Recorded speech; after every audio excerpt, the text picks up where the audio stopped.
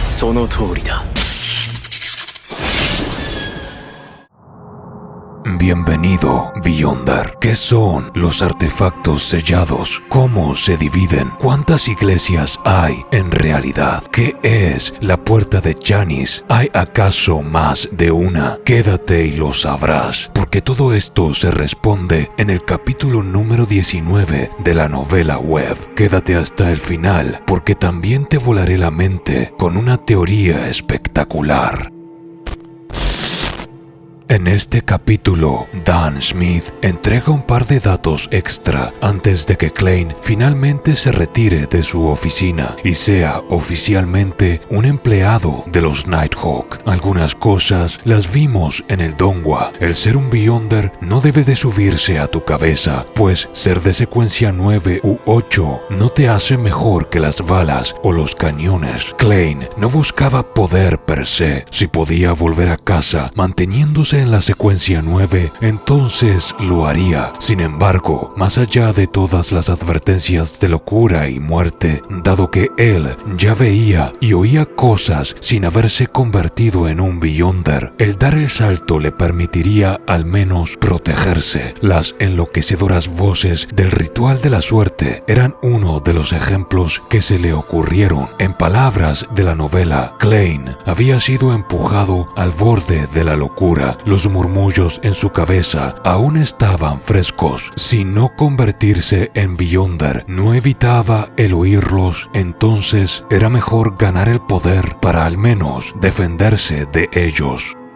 Por el momento, Klein permanecería como un civil. La condición de Dan Smith era clara. A pesar de trabajar para los Nighthawk, uno debía realizar una contribución significativa para acceder a una poción. Por ejemplo, en su caso podría ser traducir un documento histórico de la Cuarta Época. Por esta razón, se le encargaron dos tareas. Al menos al principio, su primer trabajo sería el de realizar recorridos entre la casa donde Welch y Naya, sus amigos universitarios, habían muerto, y su actual apartamento. Era cierto que ni Dan ni Dali Simone habían conseguido encontrar rastro alguno del cuaderno Antigonus ni la razón de la muerte de Klein o sus amigos, pero eso no significaba que no hubiera quedado nada. En aquel recorrido de sitios familiares puede que encontrara alguna pista, puede que la sensación misma del déjà vu le guiara a algún sitio interesante. Al menos para alguien con la experiencia de Dan Smith, parecía que el sentimiento de déjà vu era uno con una utilidad práctica y no solo una sensación extraña. Klein había dejado de ser un sospechoso con potencial de encarcelamiento. Dan Smith le aseguró que el caso de Welch y Naya había sido oficialmente cerrado, pero parecía ser una cuestión burocrática, ya que a ciencia cierta todo esto estaba lejos de terminar y ambos lo sabían muy bien. Además, Dan Smith le dijo que si era capaz de encontrar el diario de esta manera, entonces habría hecho una contribución suficiente como para convertirse en Beyonder. Su segundo trabajo sería el de visitar la armería para instruirse leyendo libros sobre lo oculto, documentos históricos afines y demás, para cultivar sus habilidades y conocimientos como historiador, solo que ahora de cara a lo místico. Originalmente los Nighthawk habían apostado en su oficio como historiador para justificar su entrada a la organización. Dentro de las instalaciones había un lugar en particular que había llamado la atención de Klein desde un principio: la puerta de Janis. Como expliqué en el video anterior, su nombre se debe al fundador de los Nighthawks, el arzobispo Janis. ¿Qué demonios se hallaba en el interior de tan ominosas puertas? La respuesta era muchas cosas. En su interior se ocultaban fórmulas para pociones de secuencias específicas, materiales mágicos de incalculable valor con el que se crean estos codiciados brebajes místicos. También funcionaba como prisión temporal, restringiendo a herejes, mutantes, cultistas y miembros de organizaciones secretas clandestinas. Tras procesos como, por ejemplo, interrogaciones, se enviaban a la catedral sagrada. Pero hay más, ya que quien se aventure dentro hallará también documentos y registros clasificados a los que solo los Beyonder de los Nighthawk pueden acceder. Esto incluye a Klein, pero solo tras convertirse en un Beyonder.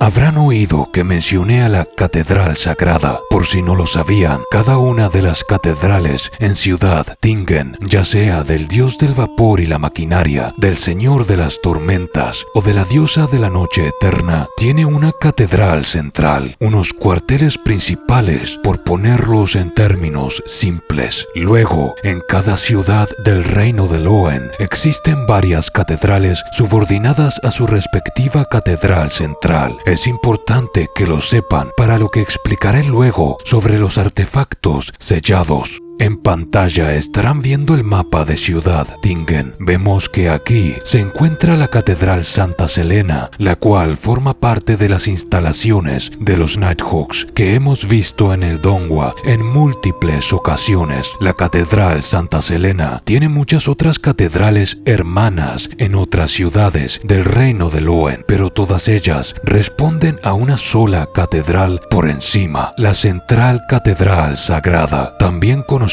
como Catedral de la Serenidad. Esta Catedral Central de los Nighthawks se encuentra en el Condado de Invierno o Winter County, al norte del reino de Loen. Espero que se haya entendido el orden jerárquico. Nuestros compañeros Nighthawk en Tingen City son simplemente uno de tantos otros en otras ciudades. Las órdenes de mayor importancia proceden de la Catedral Central del Condado de Invierno como una bajada de línea, así como autorizaciones especiales y demás. Y ha llegado el momento de hablar de los artefactos sellados. La razón por la que hice toda esa explicación sobre las catedrales subordinadas a la catedral central se debe a que no existe una única puerta de Chanis. Me explico. Sí, puerta de Chanis, solo hay una con ese nombre, pero cada dependencia Nighthawk, cada catedral ahí fuera, posee una puerta detrás de la cual se encuentran fórmulas de pociones, ingredientes, documentos, etc. Pero además, artefactos sellados de distintos grados, y en función de la importancia que ocupan estas catedrales, se determina qué artefactos y cuántos de los mismos pueden ser almacenados en cada catedral. En palabras de Dan Smith, esta es la puerta de Chanis. Recibe su nombre del creador del sistema moderno de los Nighthawks, el arzobispo Chanis. Hay una bajo la catedral central de cada ciudad importante. Está custodiada por miembros formales de los Nighthawks en turnos rotativos. En su interior hay al menos 2 guardianes enviados por la iglesia, además de innumerables trampas. No debes acercarte bajo ninguna circunstancia. De lo contrario, la desgracia caerá sobre ti. Existen 4 grados que clasifican a dichos artefactos en función del peligro que representan, yendo de peor a menos peor, extremadamente peligrosos, muy peligrosos, peligroso y considerablemente peligroso. Citando a Dan Smith otra vez, algunos de los objetos extraordinarios que reunimos y recuperamos son simplemente demasiado importantes y mágicos. Si cayeran en las manos equivocadas, provocarían una destrucción inmensa. Por eso, debemos mantener todo en estricta confidencialidad y vigilarlos cuidadosamente. Incluso nosotros solo podemos usarlos bajo circunstancias especiales. Además, hay ciertas cosas dentro que son muy especiales. Poseen ciertas características vivas que pueden tentar a los guardianes, influyen en su entorno, intentan escapar y podrían provocar consecuencias catastróficas. Deben ser controladas con absoluto rigor. En otras palabras, son artefactos conscientes de sí mismos y con caóticas agendas propias, capaces de influir en las personas a su alrededor, incluso indirectamente, con otros artefactos por resonancia. Comencemos con el grado 0. Estos artefactos sellados son extremadamente peligrosos, de la confidencialidad más alta posible, al grado en que ni siquiera pueden ser descritos o espiados ni estudiados, ya que para esto último habría que entrar en contacto directo con ellos y estudiarlos, pero el peligro que representan es tan elevado que no vale la pena. Son elementos que deben ser sellados y jamás deberían de siquiera considerarse el usarlos. Por eso es que no se sabe mucho al respecto. Ni siquiera Dan Smith conoce información más allá de muy vagas descripciones de qué se supone que es algún artefacto específico en función de su número de registro. Ya veremos de qué estoy hablando hacia el final del video. Estos deben permanecer sellados y solo pueden ser sellados en la Catedral Sagrada, la Catedral Central de los Nighthawks en el Condado de Invierno. En otras palabras, detrás de la puerta de Janice, si bien hay artefactos sellados, según la novela, no son de grado 0. Sus poderes equivalen al de habilidades Beyonder de secuencia 1 o 2, es decir, ángel rozando lo divino. El grado 1 es de categoría muy peligroso. Sin embargo, a diferencia de los de categoría 0, hablamos de artefactos que con los permisos adecuados pueden ser empleados por los Beyonders Nighthawk. Quienes pueden solicitar el acceso a los mismos son exclusivamente Beyonders Nighthawk que ocupan el puesto de o bien obispo diocesano, diocesan bishops, o diáconos, Nighthawk deacons, y aquellos por encima. En catedrales como la de Buckland, la capital del reino de Loen, y otras, se pueden llegar a almacenar entre 1 o 2 artefactos de grado 1. El resto de los artefactos de grado 1 deben ser almacenados en la Catedral Central, cuyo nombre, repito, es la Catedral de la Serenidad. No hace falta que les diga que su uso está limitado a situaciones extraordinarias. Sus poderes equivalen al de habilidades Beyonder de secuencia 3 o 4, es decir, santo. El grado 2 es de categoría peligroso. Su uso, siempre que sea con cuidado y moderación, está permitido por acceso de obispos y capitanes Nighthawk y puestos de jerarquía superior. En todas las bóvedas de las catedrales, incluido la puerta de Janice, se suelen almacenar entre 3 y 5 artefactos de este grado. Más de 5 no está permitido, por lo cual el excedente, una vez más, se almacena dentro de la Catedral de la Serenidad. Sus poderes equivalen al de habilidades Beyonder de secuencia 5, 6 o 7. Finalmente, el grado 3, considerablemente peligroso, es más laxo en cuanto a uso y acceso. Siempre que se manipulen con cuidado, pueden ser solicitados para operaciones de al menos 3 o más Beyonders. Solo basta con que seas un miembro de la organización y seas un Beyonder. Esto te acredita a solicitar el permiso y empuñarlos con responsabilidad. Sus poderes equivalen al de habilidades Beyonder de secuencia 8 o 9. Estos artefactos, sin importar el grado, siempre traen consecuencias negativas al ser usados. Eso se debe a la naturaleza de los mismos, ya que son manifestaciones de la pérdida de control, pudiendo ser de creación manual o creados naturalmente. Es decir, o son creados de manera artificial / artesanal, o son el resultado de un Beyonder perdiendo el control, aunque existen casos especiales en los que fueron creados por experimentos saliéndose de control y culminando de manera horrible. En muchas ocasiones, sus poderes se parecen a habilidades que pertenecen a secuencias específicas de alguno de los 22 senderos de lo divino. Y en palabras de la novela, así como cada persona es distinta, cada artefacto sellado es, a su vez, único. Cabe destacar que existen artefactos peculiares que no poseen una clasificación oficial. En cuanto a la nomenclatura de los mismos, es bastante simple en realidad. La identificación de cada artefacto sellado consiste en el número de grado y el número de registro, que supongo consiste en el orden de adquisición. Ejemplo: ejemplo, artefacto sellado 2-125 significa que es un artefacto sellado de grado 2, categoría peligroso. Artefacto número 125 de dicha categoría. El emplear números permite evitar nombres que revelen la naturaleza de los artefactos en cuestión, protegiendo la confidencialidad de los mismos, pero también evitar nombrarlos por miedo a describirlos y, tal vez, evitar así tentar al destino. Después de todo, los nombres tienen poder, sobre todo cuando hablamos de artefactos sellados de grado 0.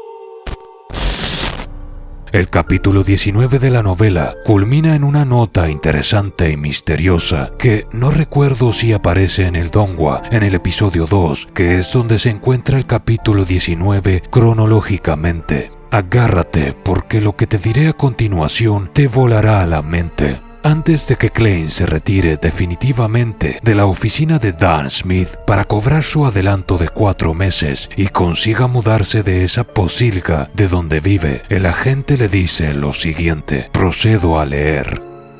Por cierto, echa un vistazo a esto. Hace 3 años, un arzobispo recién nombrado perdió el control. Por razones desconocidas, atravesó los distintos niveles de protección y desapareció misteriosamente con un artefacto sellado de grado 0. Memoriza esta foto. Si lo descubres, no lo alertes ni lo enfrentes. Regresa de inmediato a informar. De lo contrario, tu probabilidad de morir en servicio es del 1000%. Ince Sangwill, hombre, 40 años, ex arzobispo, un guardián de una puerta que fracasó en su ascenso, fue seducido por el diablo y corrompido. Escapó con el artefacto sellado 0-08. La foto mostraba a Ince Sangwill vistiendo una túnica eclesiástica completamente negra, con botones a ambos lados y un gorro blando. Su cabello era rubio oscuro y sus írises eran de un azul tan profundo que rozaban el negro. Tenía la nariz prominente y los labios apretados. Sus rasgos eran como los de una escultura clásica, sin una sola arruga. Pero lo más llamativo era que estaba ciego de un ojo.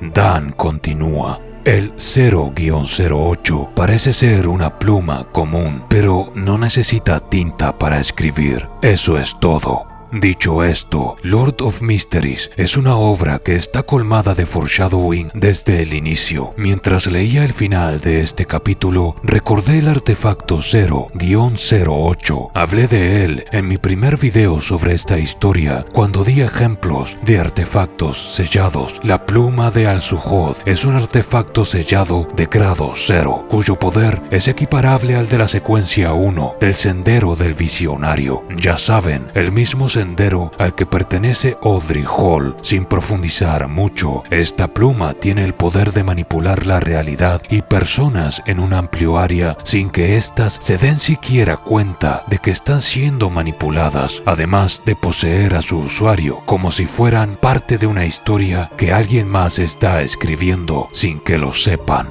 Sus poderes son más complejos y no se detienen allí, pero aquí viene lo interesante. ¿Te has preguntado qué rayos son estas plumas esmeraldas que aparecen en cada episodio? Oh, amigo, no puede ser. ¿Será posible? La respuesta es sí, amigos míos. Desde el principio, este artefacto ha estado interfiriendo con la historia. Cuando aparecen dichas plumas, puedes incluso llegar a oír el sonido de una pluma escribiendo sobre el papel. Cuando lo leí en el final de este capítulo, me sorprendió, porque apenas vamos por el episodio 2 y ya nos dieron un dato sumamente importante. Inmediatamente hice la asociación. Hablamos de que un elemento que fue introducido en el capítulo 19 de la novela web tiene consecuencias cientos de capítulos más tarde. Increíble. Ahora bien, no les spoilearé cómo es que está interfiriendo respecto a las cosas que han sucedido en la trama, ni tampoco qué pasará. No les quitaré el placer de descubrirlo y pensarlo por ustedes mismos. Lo explicaré cuando llegue el momento adecuado, pero esta historia está, sin lugar a dudas, muy bien escrita y planificada. En fin, por aquí lo dejaré hoy. Como siempre, gracias por ver y nos vemos en la próxima. Estos videos son posibles por el apoyo de los miembros, quienes tienen acceso anticipado a los mismos días antes, y a las donaciones de Ramón Mandujano Quintero.